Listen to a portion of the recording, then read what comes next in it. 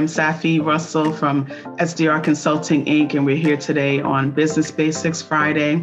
The goal of this session is to provide some value to small business owners in the space of tax, accounting, and general business, and then have an open Q&A at the end. Good afternoon, everyone. Happy Friday to all. Hope all is well with everyone. Welcome if you're joining in today, Friday the 13th. It's time for Business Basics Friday. Before we get started, you can go ahead and share where you're joining in live from. Safi Russell, and it is 52 degrees here in New York. So go ahead and share in the comments below if you're here live on Facebook where you're joining in from, or if you're listening on Clubhouse, you can throw that in the chat as well. And we will be getting started any minute now. So hope you guys had a good New Year so far, January 13th, 2023.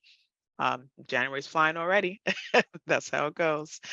So we're going to go ahead and kick off. So welcome to Business Basics Friday. I'm Safi Russell, founder and CEO of SDR Consulting Inc.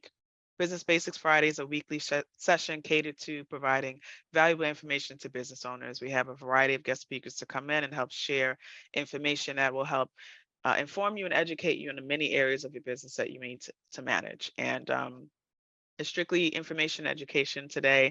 No client relationship or specific advice for your situation is being provided, and we're not liable for any use of information provided today. As far as my background, I've been in the industry 20 plus years. I'm a CPA and enrolled agent, and also have a master's in taxation. And SDR Consulting is a virtual firm based in New York, but we do service clients all over the US. And I mostly work with business owners, especially mental health professionals, helping you reduce your concerns regarding tax and accounting so you can focus on your clients and your own well-being. So we will be taking questions at the end of today's session, questions and comments. You can go ahead and put them in the chat or in the comments here on Facebook, and we will go over those at the end. All right, so for today's topic, we have using LinkedIn to create a welcoming work culture. And so I want to welcome our guest speaker, Erin Anderson. Erin, thanks for taking the time today, and the floor is yours. Yeah, thank you so much, Safi. Appreciate it. Getting started today. So we're going to be covering a few different things. I think depending on it here, if you are here for LinkedIn tips, if you're here for culture tips, you're going to get both. And if you're here for both different types of tips here today, then you are definitely in the right place. I work with businesses on LinkedIn, and I also work with organizations on culture. And the conjunction between that piece is, in addition to culture consulting, I work on the hiring piece with companies, right? And so a lot of people will come to me for hiring once they have worked with these general staffing firms that very much just looked at the technical skills and not necessarily the team and the personality of those people that are hiring to make sure that they're actually getting the right fit for their company. So with that being said, we're going to get started. This is all around how you can use LinkedIn specifically to do this. Obviously, there's many ways, but really making sure that we are retaining and attracting the right people for our companies and businesses. I'm Erin Anderson. I am a LinkedIn strategist and a culture advocate. Just explain that what was. My company is Your Brand Networker, and this is my email down here if you'd like to stay in touch. All right. Let's see if it lets me move. Okay, perfect. So overall, the power of a really great culture and why I thought this was really important to bring up today. First is the annual results, right? If we're looking at our organization at the end of the year, what were the results of the company, right? We're moving into tax season and we're seeing the financial results, but also looking about, how did the company perform overall? Yes, financially, but how did they perform as a team? And how we perform as a team very much affects how the company performs on a financial basis, right? If everybody's not working together, we're not going to get to the greater good. And so I want you to think about culture from the result standpoint. I'm a numbers person. I know Safi is as well, but if you aren't, that's okay, right? Thinking about how these other people for your businesses have helped you with the number side, and now think about the quantitative side, right? So what else is going on? How did your marketing perform this year? A lot of that goes into team. The second thing is really strong loyalty with your team. So thinking about, are those people that are going to stay with you for the long term? Are they people that are going to make sure that none of your assets are taken in any way, whether that's the copy, website, whatever that looks like? Are these people that are here for you for the long term because they believe in you as much as you believe in yourself?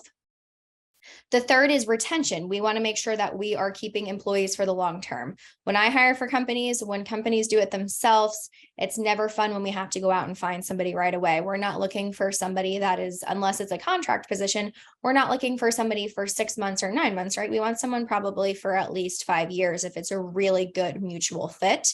And we want to be able to retain them. So with a big organization, the biggest thing I always see, and this filters down as well to smaller businesses, is if a company is having a retention issue, often it is because of culture. Something I'll say to that doesn't mean that the culture is necessarily bad. It could have just been a bad fit for that candidate.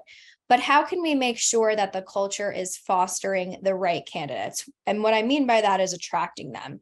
So when I hire for companies on LinkedIn, one of the biggest recommendations I always make for them is to make sure that their LinkedIn is fully optimized. Why? As you probably know, there's a lot of companies hiring out there, right? This is a common trend. It's a hot hiring market right now. And although candidates want the interviews, there's an awful lot of companies to choose from right now. And so the more that we can market our organization as the best company to work for. And when we're hiring on LinkedIn and put a big focus on the culture of an organization, the more a candidate is going to be attracted to that, right? If they have a lot of options, salary is obviously attractive, but also they're not likely looking to leave an organization quickly either. If they've done so in the past, it's probably because it wasn't the right fit.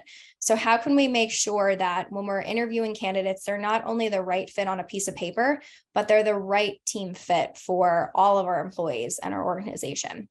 The last being company reputation. Nobody wants a reputation of high turnover, whether it's a large organization or a small business. That's number one. The second is, I'm sure at some point this team member is going to have to communicate with a client, right? Making sure that they have really strong client-facing skills. If I'm hiring for a bookkeeper or an accountant, it doesn't matter, right? They're on the number side. They're still going to be dealing with the customers. Maybe it's not in person, but they do need to have the skills to be able to uphold your company reputation for amazing service. So why LinkedIn? This should be your showcase. That's how I want you to think of it. A lot of people come to me and they're like, oh, I don't have a website yet. That's fine. LinkedIn can be that place for you to be able to promote yourself, promote your business. It's somewhere for people to go and learn more about you, yes, as the business owner, but also about the company overall. What separates you from everybody else? And from the candidate perspective, why would they want to work for you? What do you offer that's different from every other small business or firm that they could also work for? There's a lot of companies hiring admins right now. It's very common at this time that when we're hiring admins, within 2 days, this could be the most excited candidate. They could be getting back to us and saying, oh, I just accepted another position, or I went another direction. That's probably because of the culture piece, right? It's not just money at this time, because organizations are putting a bigger emphasis over the past 2.5 years on culture. So I want you to think of, yes, you do need to be competitive with salary. Inflation is very high right now, but at the same time, what are you offering to differentiate yourself from culture? Maybe it's something along mental health benefits, right? Thinking about a lot of companies now that are giving ComApp subscriptions or so many mental health appointments per month or per year. How are you differentiating yourself? Because what you offer reflects on what you value, right? So thinking about if you are going to be, think of your professional development budget, right? Not only do you offer medical and you offer vacation and you offer, unlimited PTO, you're offering maybe $2,000 a year to spend on certifications and, things that are aligned with the position that will also benefit the candidate. Great. Then you throw in your mental health benefit, right? That is what's separating you from everybody else. PTO is no longer the separator, the differentiator for any company. It's overly common. It's kind of rinse, wash, and repeat. It's not what you want to think that's what's going to separate you from everybody else. I'd rather you see offer mental health benefits or something that's different, maybe like another type of professional budget that another company is not offering. Second is audience reach. I know Safi knows this. I know it's very common for a lot of business owners maybe to understand the value of LinkedIn, right? So here, take both of us. We both have a large presence on LinkedIn. We know that that's where a lot of our potential clients are. We know that's where a lot of organizations are seeing what we do and how we differentiate ourselves. So if you aren't on there yet, thinking about how many people you can connect to. There are millions and millions of people on LinkedIn, right? So not only your clients, now let's talk about it from a candidate perspective with culture. So when people go to apply for jobs, they're mostly always looking at LinkedIn. I always tell my clients that there's two reasons here. The first one being is that a candidate can tell how many people are applying to a company. That's number one. They can also tell when the job was posted, and it's always best, obviously, to apply when it was recently posted. Another reason to emphasize culture is when we are focusing on how many clients are going to be applying. If we're talking about a really great culture right off the bat in that job posting, those client numbers are going to increase. If we're talking about an admin position for a law office, great. That's pretty common. What is going to separate you, right? And that's one of the things when I hire for candidates for firms, they always say, they're like, it was a job posting. That's what automatically attracted me. Indeed recently came out with some new 2023 studies and some advice moving forward when we're creating these job postings. And one of the number one things that's trending right now that they said was, when we're writing the job post, something Indeed recommends is to make sure, and this is not on just Indeed, this is across the board. I only hire through LinkedIn, and I take their advice because they said it's now less what the firm wants up at the top, and instead starting what the culture of the firm is. This is what we're offering you. Same with benefits right off the bat. So telling people what it is that they are going to get. So first part is describing the firm, team culture. Second being, here are the benefits that we're offering you, right? Think about mental health. That's going to separate a law firm from another law firm. Then we're moving downward a little bit further. And now we're going to talk about what it is that we need from you. But we're not coming off right away as we need this, right? I always tell companies that it is very easy to train on softwares or different technical skills. I wouldn't say it's easy.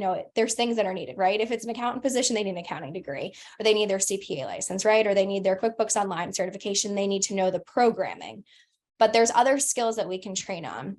It's very difficult, if not impossible, to train on the soft skills and the company fit, right? So focusing on, this is what we need from you. If they can bring that first piece and they can mesh with the firm, well, then we can train on a software that's a preferred qualification, not a necessary qualification.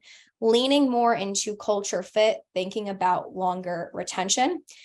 Third thing here is you're just going to get a higher level candidate on LinkedIn. If we're looking across the board, we can look into further into who these candidates are. We can tell their education. We can confirm their resume with their LinkedIn profile. We can click on the companies they've worked for in the past. There's a bottom section of recommendations without even jumping on the phone. Now, you should definitely still go ahead and call at least 2 to 3 references or email them. But we can also see right off the bat, have people recommended them? Have they taken the time? That's a really good indicator. If somebody's willing to leave their name, their title, and their profile on somebody else's profile as a recommendation, in my opinion, I think that's the strongest type of testimonial.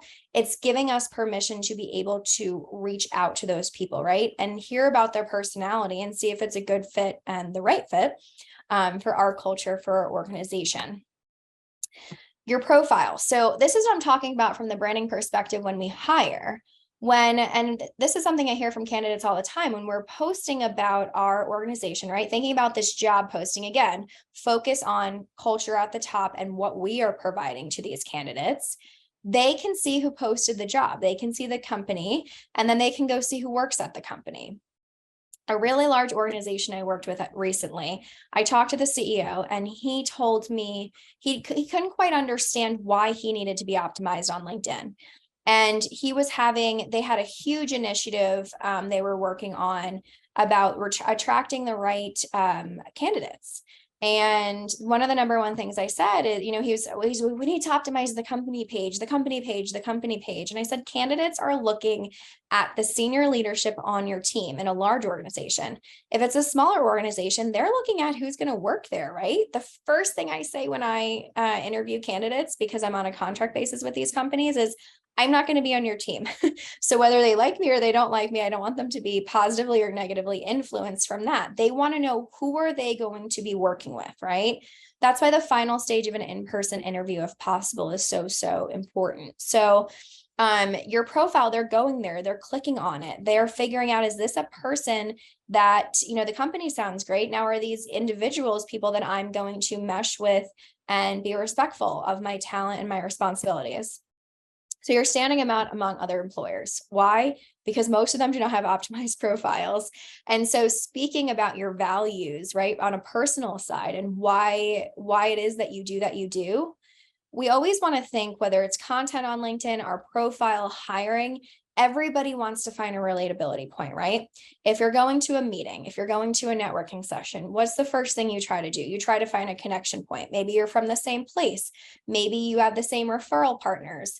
That's what a candidate and a firm is trying to do as well. How can they automatically connect to make both parties more relaxed during the interview process and more excited to work at that firm? The second thing is advocacy for your beliefs, right? So really talking about what we mentioned before, your values, speaking in the first person on your profile and explaining what it is that you value on both sides, on the client side and on your team. Third is experience and recommendations, and not just from clients. We just talked about how we want to have really great recommendations. We love to see that on our candidate profiles.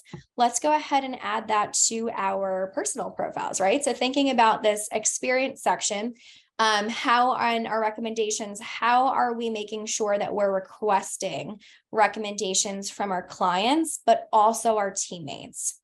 Of course, I always say it's great practice to get into, every time you offboard a client, to ask for a recommendation on LinkedIn. However, when you're hiring, what I would do is say that week or two before, because sometimes this takes people a little bit of time, get in the practice of, when you're getting ready to hire, asking your teammates, and this could be current as well as past, so maybe even people that you've worked with in corporate. So I would say an equal playing level colleague, and also somebody that you've managed. It's best to have a diversity of recommendations. And so that way a candidate can see, oh, this is what it's like to work with her, he, she, they. And then also, what is it like to, be managed by that person? Is that somebody that we feel really comfortable working for? These other people have left great recommendations. Again, how are we increasing the candidates? Second is researching candidates. And I briefly touched on this before, but LinkedIn gives us the ability to compare their resume with their LinkedIn. Unfortunately, a lot of people lie on a resume, right?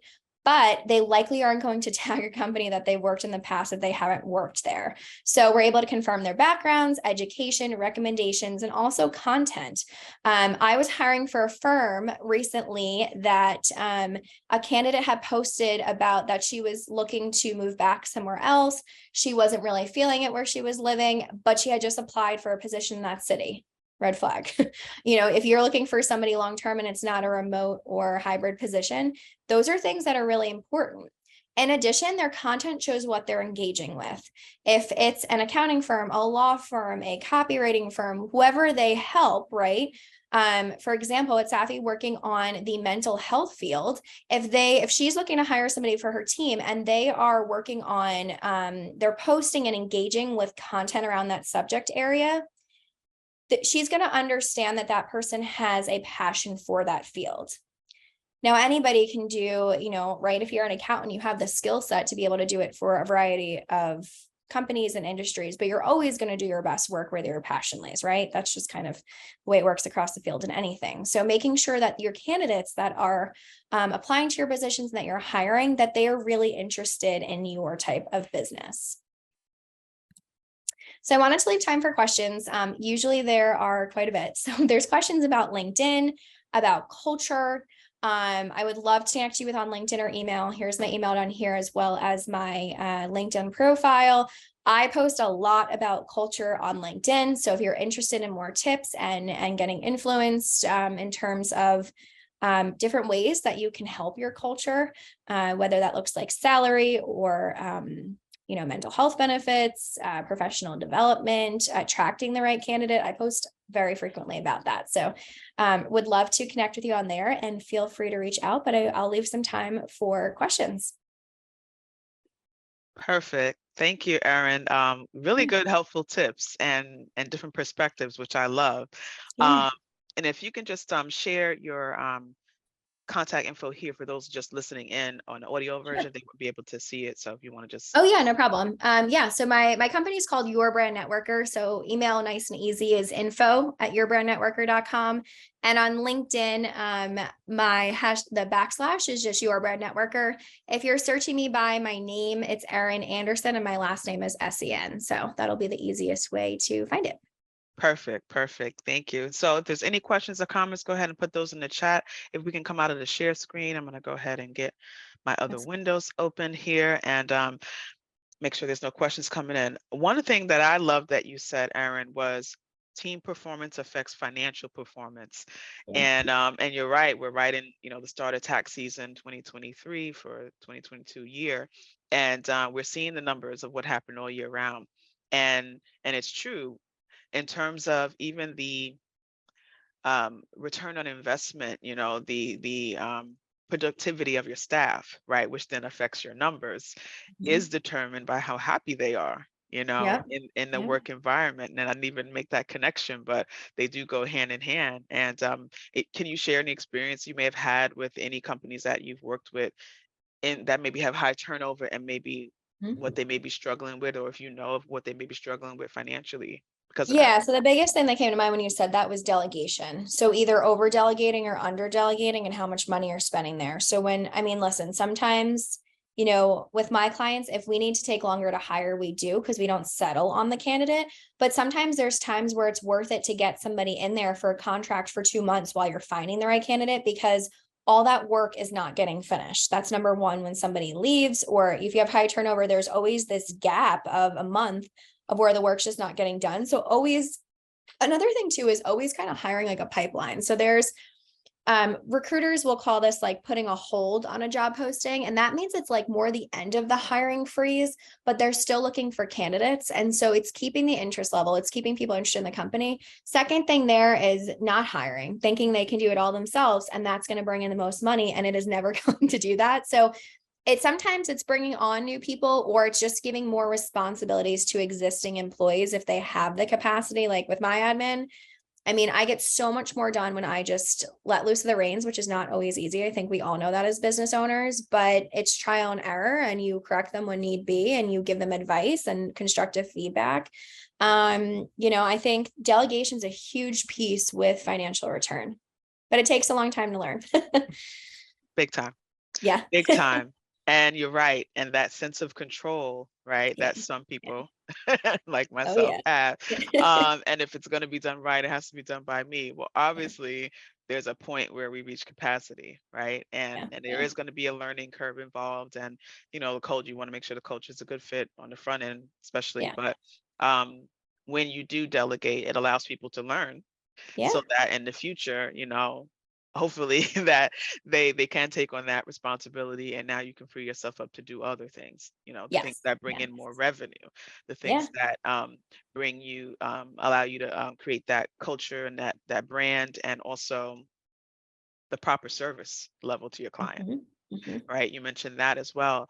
Bringing someone in, you want to make sure that they are not just great at the skill, tangible skill, but the soft skills, Yeah, which not also all. a piece with that too, with like the delegation is, I briefly talked about client relations, but if the work isn't getting done, the customer isn't satisfied or like not getting fast, so then now we're not talking about just retention of a team, but now we're talking about retention of clients because, and it's not that you're doing the work wrong. It's just taking too long because you don't have help and you want to take on all these people. And then that just leads to delegation, right? But it's definitely, I always say too, like if you're thinking of hiring in, like let's say you want an employee by March, you should be looking now. It takes time.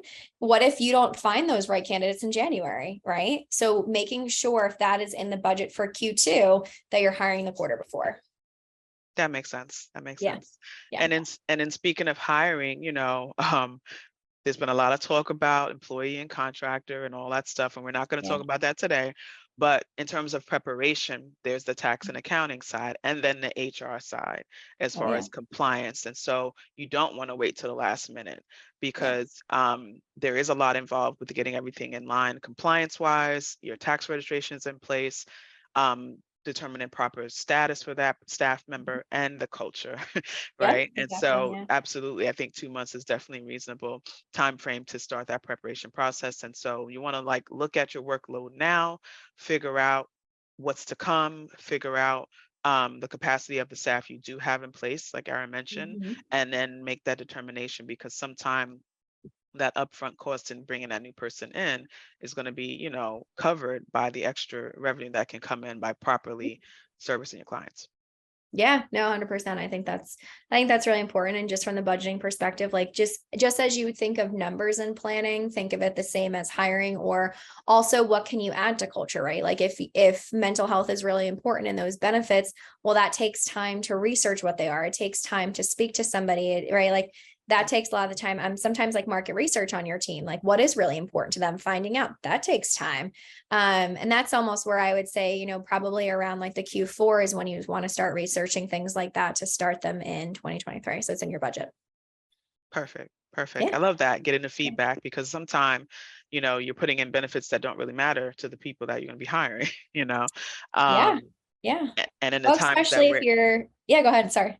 the times that we're in, it's really important to make sure what you're offering makes sense. Yeah, I think also, I've interviewed candidates where they're like, well, I don't really need benefits. I'm married. So if you have a whole team, think about if you have a whole team where their spouse has, if their spouse's company offers mental health benefits and they're covered, that's another thing. We're like, okay, maybe that if you have a small team, maybe that's not the most important. But Right. what about something like a ComUp subscription? Like maybe that's something they're all incentivized by. I do market research for everything. So I think it's crucial, because you could think you're offering the best thing, Right. but it's not as respected by your employees, right? So getting on the same page is key for culture. Makes sense. And that transparency, I love that, because,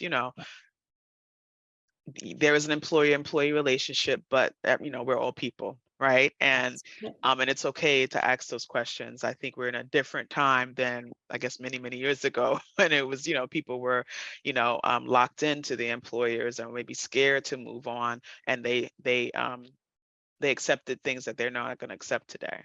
And I think Correct. that transparency is important. Yes, very important. Yeah, yeah, perfect.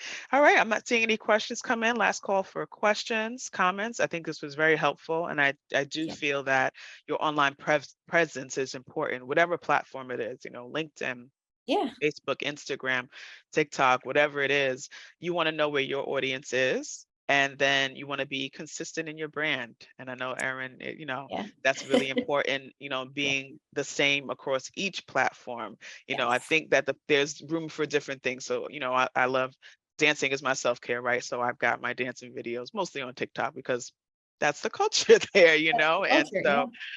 so and I may share it every now and then on LinkedIn. But you want to know where your audience is and know the culture, I think, of that platform is important as well, in what you're sharing. And the only other thing I want to mention, when you mentioned the staff that you're looking to hire, um, the content you put out, just know once it's out, right? Mm-hmm. Mm-hmm. And keep that in mind, because we're in a world where you can just Google, or you can just go on social media and find out whatever you want to know about a person. And so whether you're in the process of looking to hire yourself, or if you're Yep. looking for a position, just keep that in mind with your any social media platform you're using. That's a good point. I always tell my clients when they question it, or like that CEO, for example, it's like, why? I always say, because the same way that you are essentially stalking candidates on social media and LinkedIn, everywhere else, they're doing the same to you before an interview. So they forget that it's, when I work with my clients on the career side, I always say it's a two-way street, and it's really even. You are equally interviewing an organization as much as, especially people that have been through toxic work culture, people that, are still employed and they have time to find the right place. They're not just settling anymore. There's so many companies hiring, and a lot, the market's really good for hiring right now. And so Right. they have the option to go different places, and they're gonna, be prepared for those candidates to come in and ask you some tough questions. It's reality, right? Times change, right? Yes. We have to Yes. be prepared. Yes. For sure. Yes, this is great. All right, perfect. So, So we're going to go ahead and wrap up. There's no other questions. Erin, I'm going to cool. have you go ahead and share, in case anyone came in late, just share how people can reach you and your company and what you Yeah. offer. And then I'll go ahead and wrap up as well.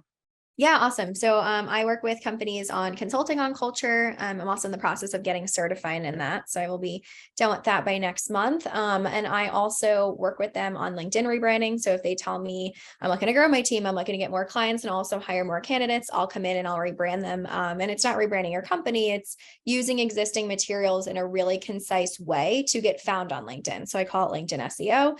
And then I work with candidates on hiring or work with clients. Sorry, we're talking about so much about clients and candidates, clients on hiring. So I work with small, medium-sized firms, mostly small, on hiring for their little team with a huge emphasis on culture fit.